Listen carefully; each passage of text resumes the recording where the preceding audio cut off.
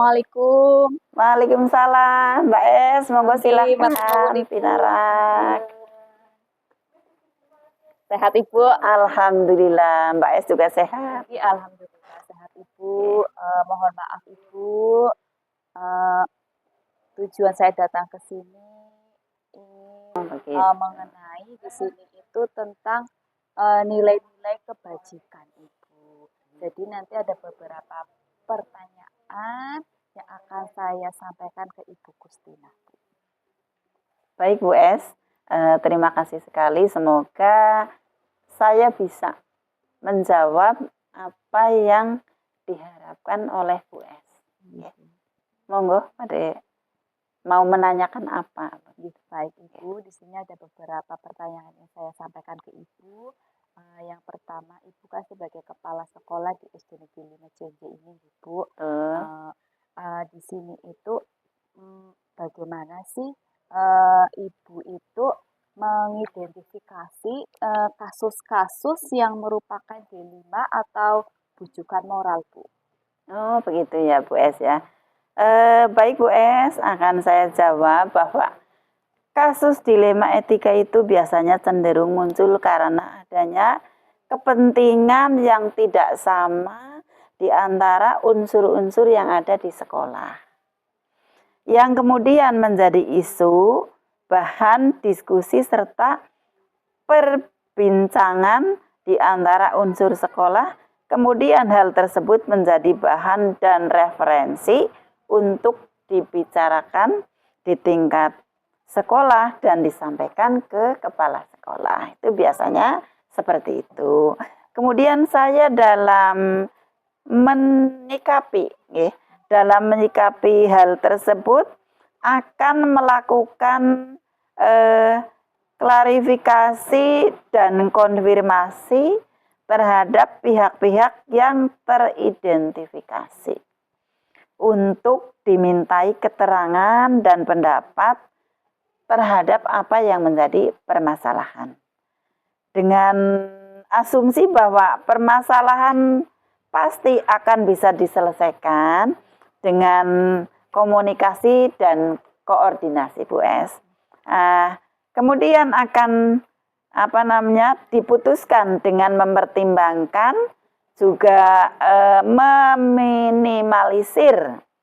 meminimalisir potensi negatif keputusan, akan tetapi memaksimalkan potensi positif dalam keputusan. Demikian Bu Es. Jadi positif itu nanti untuk mengambil sebuah keputusan. Iya, betul. Baik, selanjutnya Ibu itu selama ini bagaimana sih Ibu itu dalam menjalankan keputusan di sekolah Ibu, terutama di sini tuh untuk kasus-kasus di mana misal ada dua kepentingan yang sama-sama benar ya Bu, Ya. atau sama-sama mengandung nilai kebajikan. Betul. Bu Es, untuk pengambilan keputusan terkait dengan hal tersebut, saya lakukan dengan pendekatan komunikasi dan koordinasi. Karena bagaimanapun pemimpin itu hanya menentukan dan mengambil keputusan, akan tetapi referensi dan indikator serta pertimbangan-pertimbangan dalam pengambilan keputusan itu ada pada unsur di dalam organisasi, yaitu stakeholder, Bu. Ya, stakeholder internal jika berkenaan dengan hal-hal yang internal juga. Baik, kemudian Ibu, di sini langkah-langkah atau prosedur seperti apa yang biasa Ibu lakukan selama ini, Bu? Iya Bu. Biasanya prosedur yang saya lakukan adalah menentukan kasus tersebut berkesesuaian, Ibu, dengan unit kerja apa. Kemudian melakukan koordinasi dan menjalin komunikasi dengan unsur yang ada, yang nantinya akan menjadi dasar dan pertimbangan pengambilan keputusan tersebut. Seperti itu, Ibu. Kemudian hal-hal apa saja yang Ibu anggap ini selama ini efektif, Ibu, dalam pengambilan keputusan pada kasus-kasus dilema etika?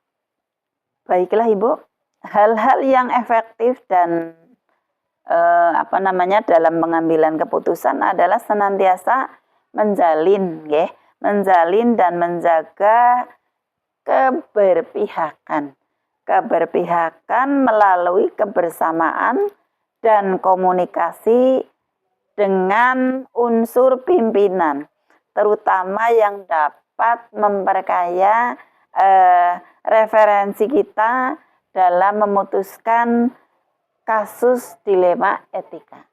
Begitu, Bu Es. Baik, Ibu. Kemudian selanjutnya hal-hal apa saja yang selama ini merupakan tantangan, Bu? Maksudnya tantangan dalam pengambilan keputusan pada kasus-kasus dilema etika. Oh, begitu ya, Bu Es.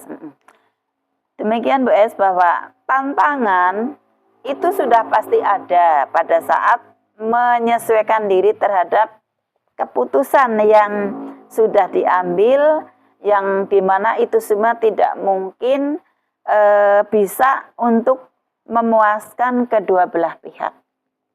Akan tetapi paling tidak meminimalisir kekecewaan karena proses pengambilan keputusan sudah dan dilakukan dengan melibatkan unsur-unsur yang relevan yang ada di sekolah.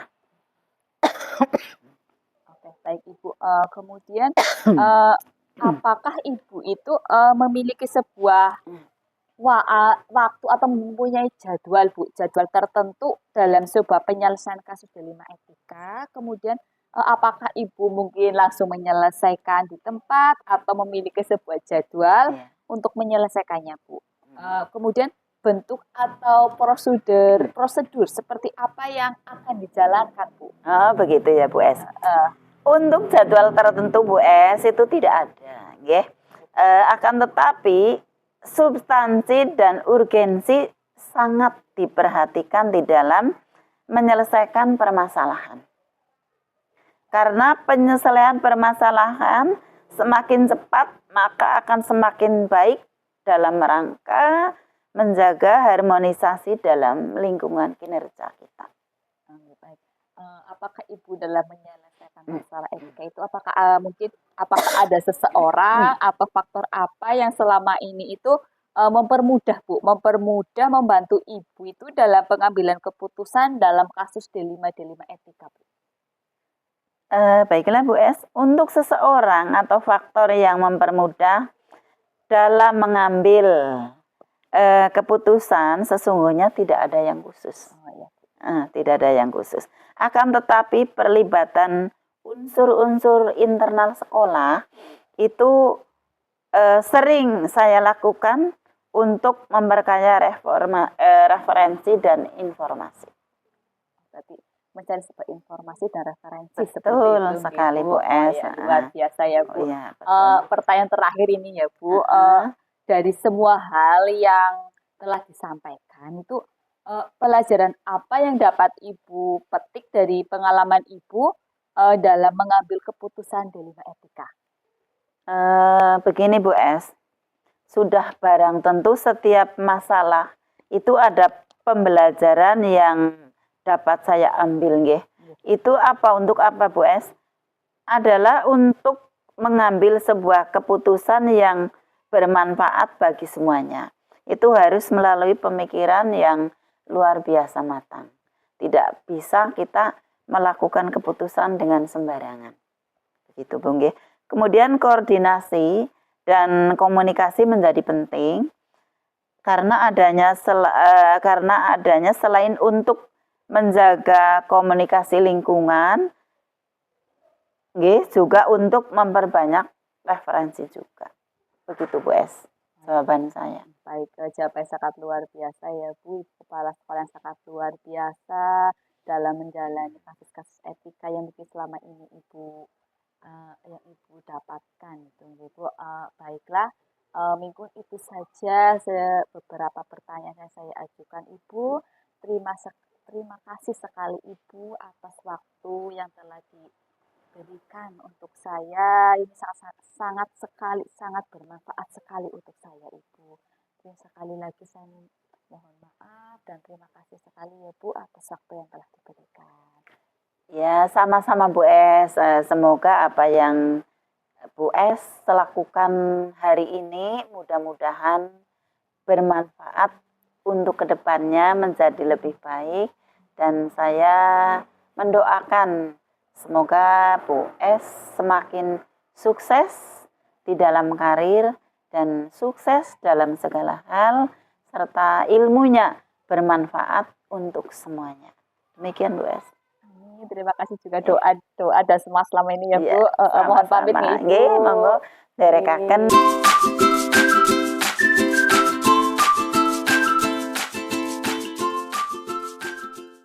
Assalamualaikum Pak. Waalaikumsalam. Sehat Mbak? Alhamdulillah sehat.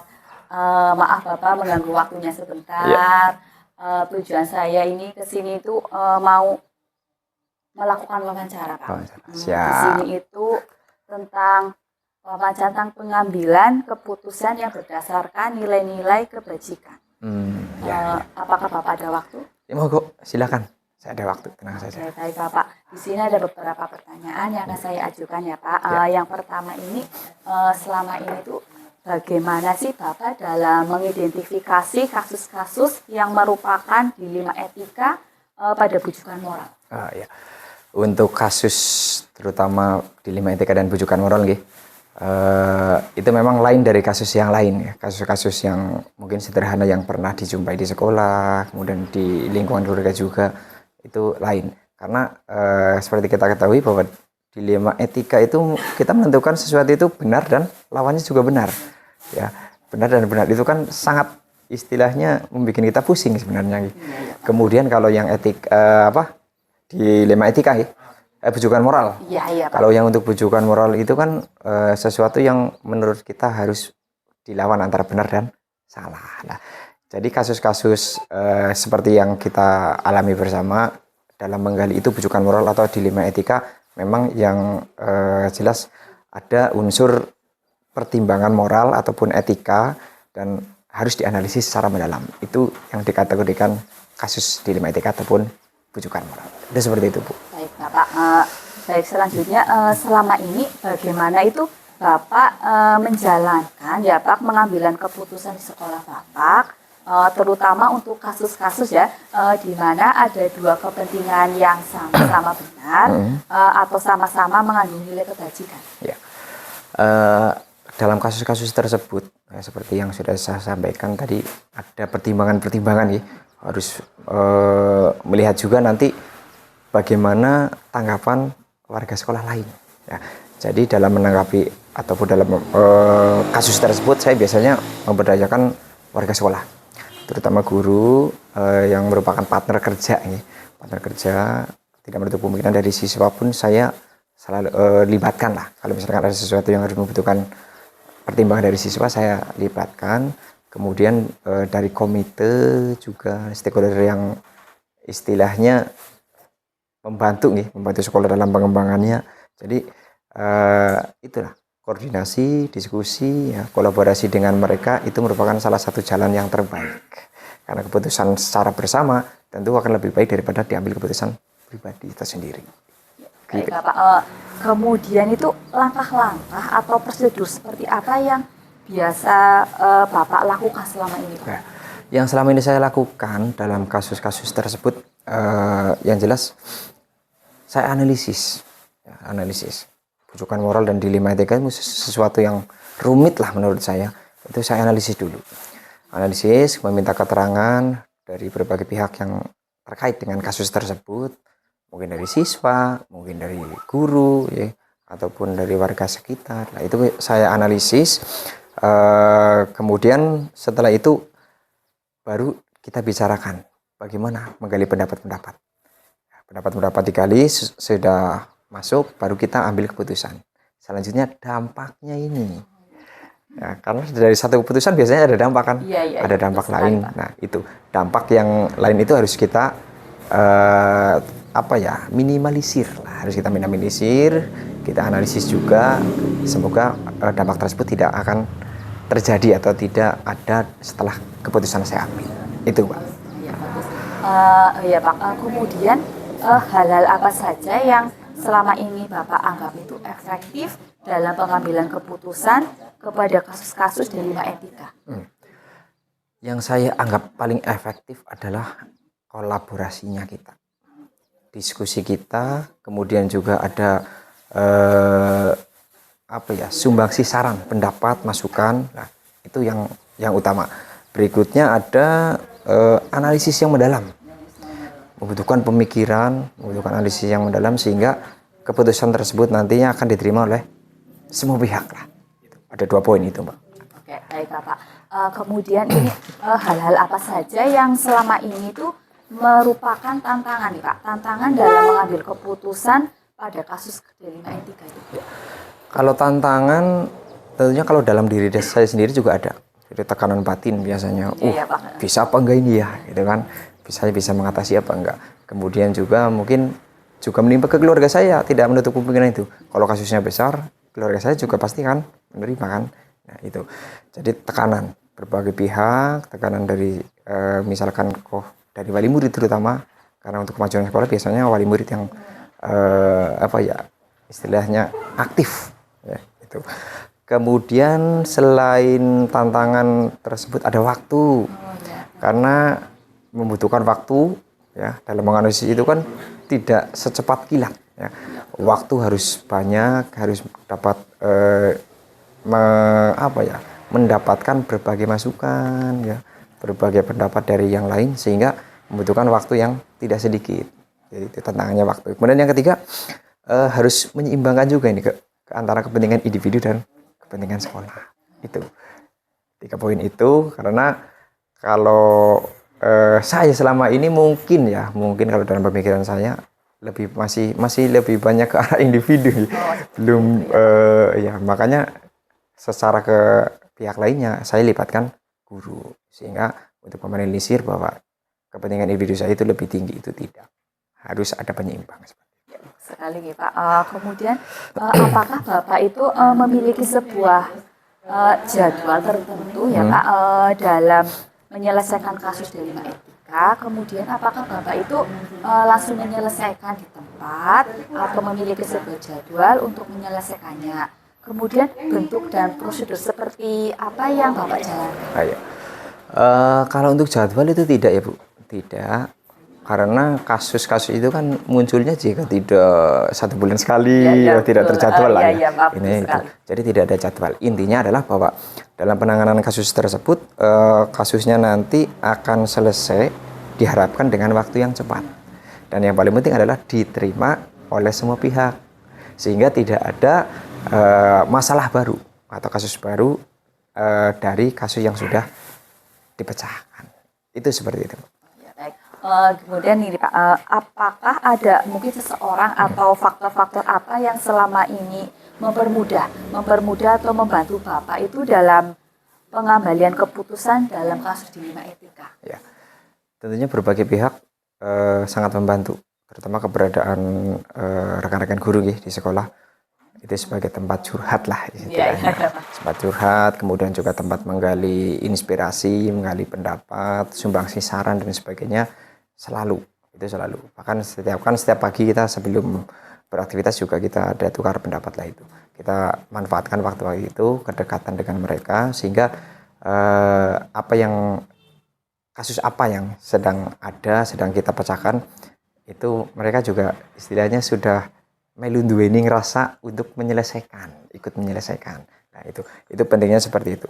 Jadi tidak ada waktu lah, tidak ada jadwal. Yang penting itu tadi bisa cepat selesai dengan tenggang waktu yang cepat pula, itu harapannya. Namun kenyataannya memang harus melalui beberapa prosedur yang sudah saya tadi sampaikan. Ada identifikasi, ada diskusi, analisis masalah, kemudian juga ke dampak yang ditimbulkan setelah itu seperti itu. Tidak ada terjadwal. Tidak terjadwal. Ya.